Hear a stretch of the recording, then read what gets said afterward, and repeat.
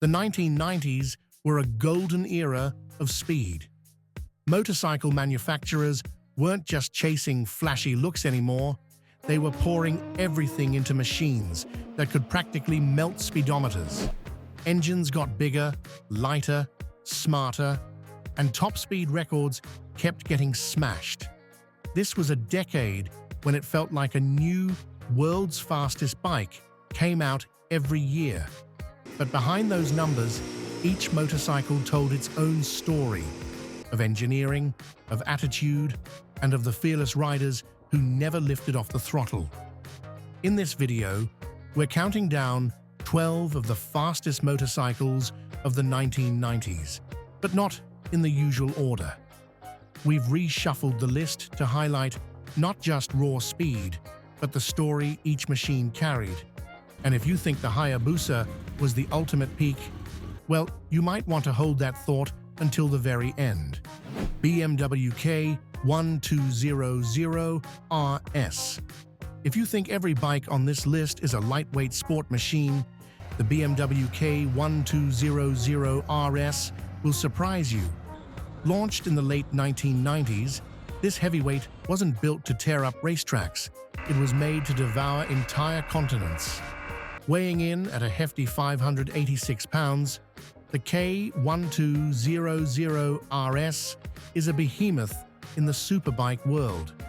But inside that bulky frame sits a 1,171 cubic centimeter inline-4 engine, pushing out 130 horsepower and 86 pound-feet of torque, enough to propel it to 160 miles per hour in silky smooth fashion. What sets the K1200RS apart is BMW's signature telelever suspension, offering rock-solid stability at high speeds, even with a passenger and full luggage. The shaft drive system minimizes maintenance, and while the 6-speed gearbox isn't the slickest, it's bulletproof. For riders who crave high-speed touring with German-grade confidence, the K1200RS is an underappreciated gem. Suzuki TL1000S. In 1997, Suzuki launched the TL1000S as a serious attempt to enter the V-twin sport bike scene, a domain largely ruled by Ducati. But instead of playing it safe, Suzuki unintentionally built a wild machine with a split personality, fast, fierce, and borderline unhinged. Powered by a 996 cubic centimeter 90-degree V-twin, the TL1000S cranked out 125 horsepower and 79 pound-feet of torque. Those numbers may not shock today, but what made the bike stand out was how it delivered the power: aggressive, abrupt, and unpredictable. Cracked the throttle too hard in first gear, and the front wheel was ready to wave goodbye to the ground. 0 to 60 miles per hour came in just 3.3 seconds, the quarter mile in 10.9 seconds, and it topped out at 163 miles per hour. The catch? A rotary-style rear damper, innovative but sketchy at speed. Suzuki later detuned the bike to tame its wild behavior. Still, the TL1000S had undeniable charm, raw, unapologetic, and full of personality. Ducati 996 SPS. Released in 1998, this machine embodied everything Ducati could pack into a superbike: power, tech, and undeniable Italian flair. At its core was a bored-out 996 cubic centimeter V-twin with upgraded cams, larger valves, dual injectors per cylinder, and a higher compression ratio.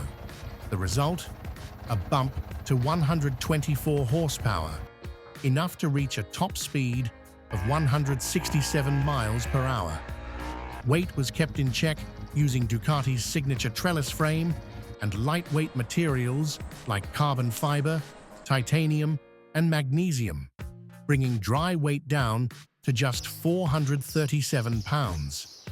Adjustable Showa forks up front, an Öhlins rear shock, and a race-style adjustable steering head rounded out the setup, but the real magic? That sound. Termignoni carbon cans gave the bike its legendary roar, a sound that turned heads long before the bike came into view.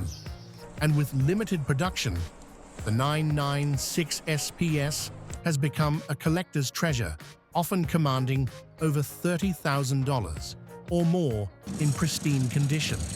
Yamaha YZF1000R Thunderace.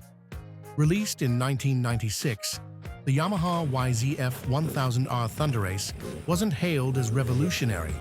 It was even nicknamed a Frankenstein bike by critics. But don't be fooled. This parts bin creation was a high-performance sport bike that could truly move. Instead of designing from scratch, Yamaha borrowed the 1003cc Genesis engine from the FZR1000 and refined it with lighter crankshafts, improved pistons, and a throttle position sensor to enhance throttle response. The result? Strong mid-range torque and a top speed of 170 miles per hour. The chassis came from the YZF7R, giving the Thunderace solid high-speed handling. One-piece blue spot calipers delivered serious stopping power, and fully adjustable suspension, front and rear, made sure it stayed composed. Though heavier than its rivals, it still handled with surprising agility.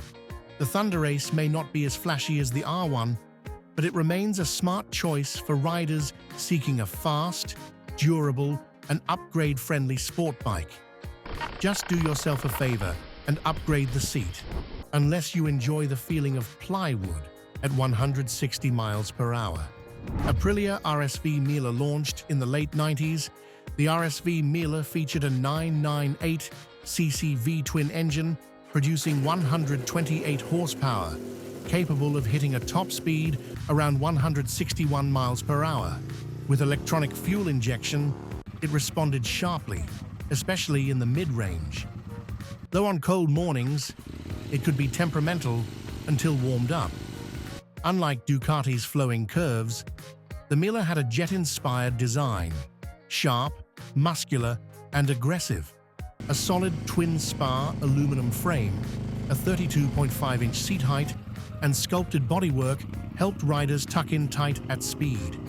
Around town, it was surprisingly agile and easy to ride. But in the twisties, it came alive, planted, precise, and unrelenting. And with the limited edition SP model tuned by Cosworth, Aprilia took the Mer to full race spec. Ducati 916. If one motorcycle defined the 1990s, it was the Ducati 916.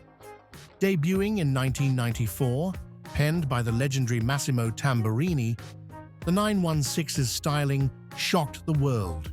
Underseat exhausts, a sleek silhouette, and a single-sided swing arm.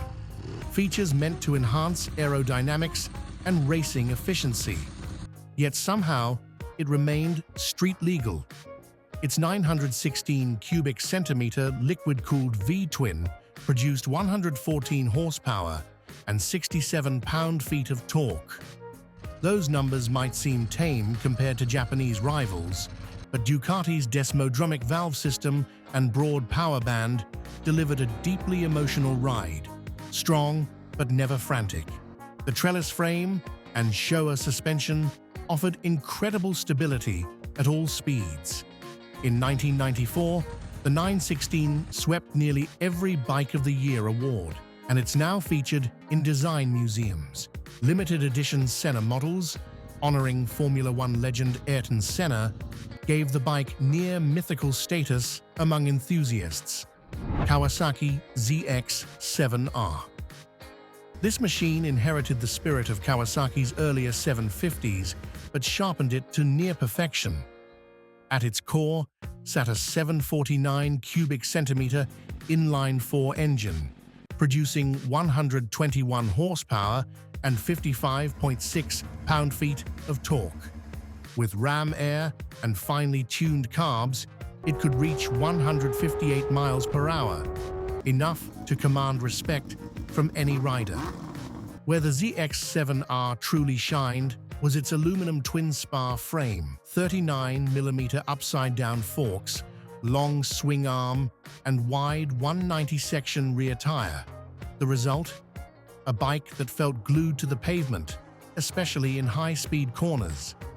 Weighing over 200 kilograms dry, it wasn't the most agile bike on the market, but what it lacked in flickability, it made up for in rock-solid confidence. It never wavered, never flinched. It was a battleship that hugged the tarmac. For riders who wanted speed, served with a side of granite-like stability, the ZX7R was the ultimate green machine. Bimotor YB11 Superlegera. What do you get when a boutique Italian frame builder wraps a wild Japanese engine in handcrafted aluminum? The answer? Bimotor YB11 Superlegera, one of the most outrageous and refined superbikes of the 1990s. Released in 1996, the YB11 housed Yamaha's 1002cc inline-4 from the Thunderace, delivering 145 horsepower and a top speed of 170 miles per hour. But the magic wasn't in the numbers, it was in the experience. Weighing nearly 70 pounds less than the Thunderace and featuring a hand-welded aluminum frame, massive 51mm front forks and Brembo brakes, the YB11 rode like a razor-sharp, barely tamed race bike. Internals remained largely stock, but Bimotor upgraded the airbox, carbs, and fitted a freer-breathing exhaust for sharper throttle response. Still, this wasn't a bike for the faint of heart. Its stiff suspension, aggressive posture, and hypersensitive handling demanded a skilled rider. The YB11 wasn't built for comfort. It was built to thrill, to punish mistakes, and to reward bravery. Honda CBR 900RR Fireblade. When Honda launched the Fireblade in 1992, it made the superbike world stop and rethink everything. Originally conceived as a 750cc bike, the engine was stroked to 893cc, creating an inline-4 with serious mid-range punch and a top speed around 164 miles per hour. But the Fireblade's true magic was in its weight. Just 407.85 pounds dry, over 88.18 pounds lighter than many of its rivals. Honda built the Fireblade around a lightweight aluminum frame, finely tuned suspension, and minimalist design. The result? A bike that reacted like a scalpel, sharp, precise, and incredibly agile. It didn't need brute power. Its power-to-weight ratio made bigger bikes struggle to keep up. Throughout the 1990s, Honda refined the platform, increasing displacement to 919 cubic centimeters, stiffening the chassis, improving damping, and sharpening the styling. But at its core, the Fireblade stayed true to its mission: less weight, more control. Yamaha YZFR1. In 1998, Yamaha didn't just launch another fast motorcycle, they introduced an entirely new blueprint for the superbike world. And the YZFR1 became a legend the moment it hit the street. Powered by a 998 cubic centimeter inline-4, making 150 horsepower, the R1 could reach a top speed of 168 miles per hour. But the game changer was its stacked gearbox design, which shortened the engine's length and moved mass forward, allowing for a longer swing arm and shorter wheelbase at the same time. The result? Incredible stability and razor-sharp agility. At just 390 pounds dry, it had the weight of a 600cc bike, but the punch of a liter-class beast. It hit 0 to 60 miles per hour in under 3 seconds, ran the quarter mile in just over 10, and did it all with confidence through every corner. With blue spot brakes, scalpel-sharp styling, and a look that made every other 90s superbike seem instantly outdated, The R1 didn't just win, it redefined what a sport bike could be. Honda RVF 750R C45. After the legendary RC30, Honda had to deliver something big.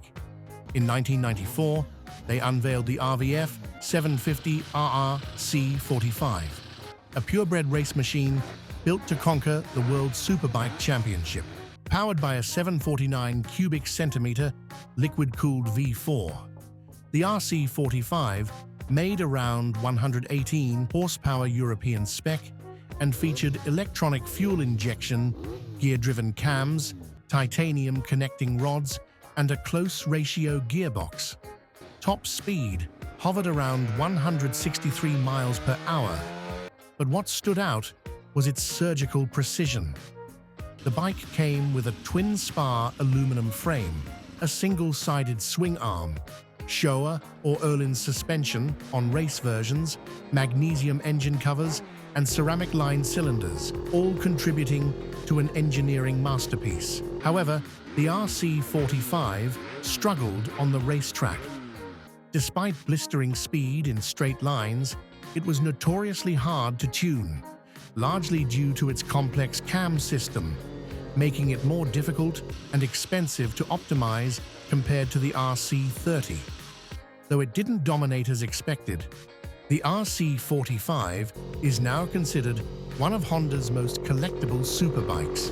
Suzuki GSX1300R Hayabusa. In 1999, Suzuki didn't just build a fast motorcycle, they built a legend that changed the industry.